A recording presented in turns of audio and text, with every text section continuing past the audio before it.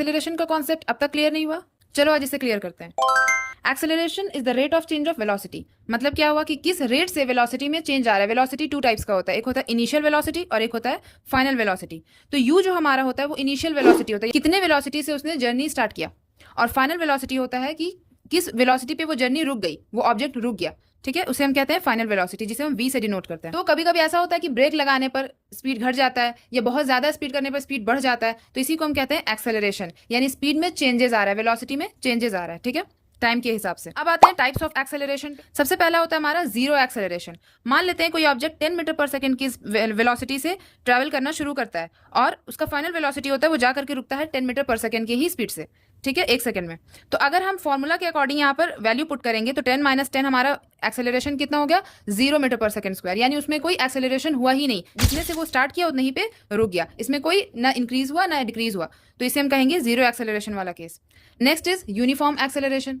मान लेते हैं कोई ऑब्जेक्ट 3 मीटर पर सेकंड की वेलोसिटी से ट्रैवल करना शुरू करता है और वो जाके रुकता है 6 मीटर पर सेकंड। अब अगर हम इसका वैल्यू निकालेंगे 6 - 3 करके, तो हमारा वैल्यू कितना आएगा, 3 मीटर पर सेकंड स्क्वायर। अब फिर वो 6 मीटर पर सेकंड स्क्वायर से चला और 9 मीटर पर सेकंड की वेलोसिटी पे रुक गया। अब हम अगर इसका वैल्यू निकालेंगे तो ये आएगा 3 मीटर पर सेकंड स्क्वायर। इसका मतलब क्या हुआ कि पहले उसका जो एक्सेलरेशन था वो 3 मीटर पर सेकंड स्क्वायर जा रहा था और दूसरे केस में भी जो उसका एक्सेलरेशन है वो 3 मीटर पर सेकंड का हो, यानी सेम वैल्यू आ रहा है दोनों केस में, यानी इसका जो एक्सेलरेशन है वो एक तरह से बढ़ रहा है, एक वैल्यू से बढ़ रहा है। Next is non uniform acceleration. अभी वो ऑब्जेक्ट 5 मीटर पर सेकंड की स्पीड से चलना शुरू किया और 7 मीटर पर सेकंड पे रुक गया कुछ देर के लिए। ठीक है, तो अगर हम यहाँ पे इस पॉइंट पे उसका एक्सेलरेशन निकालें तो हमारा आया 2 मीटर पर सेकंड स्क्वायर।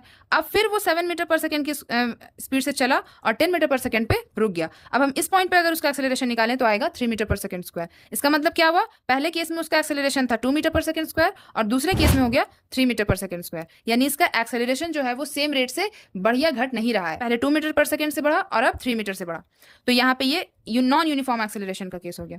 और लास्ट टाइप इज रिटार्डेशन, जिसे हम नेगेटिव एक्सेलरेशन भी कहते हैं। ठीक है, मान लेते हैं कोई ऑब्जेक्ट 10 मीटर पर सेकंड की वेलोसिटी से चलना शुरू करता है और 5 मीटर पर सेकंड पे रुक जाता है। ठीक है, यहाँ पे स्पीड घट गई है। तो अगर हम इस पॉइंट पे इसका एक्सेलरेशन निकालेंगे तो 5 - 10 -5 आ रहा है हमारा। ये माइनस साइन जो होता है यही शो करता है कि यहाँ पे जो एक्सेलरेशन है वो नेगेटिव है, यानी ये रिटार्डेशन का केस है।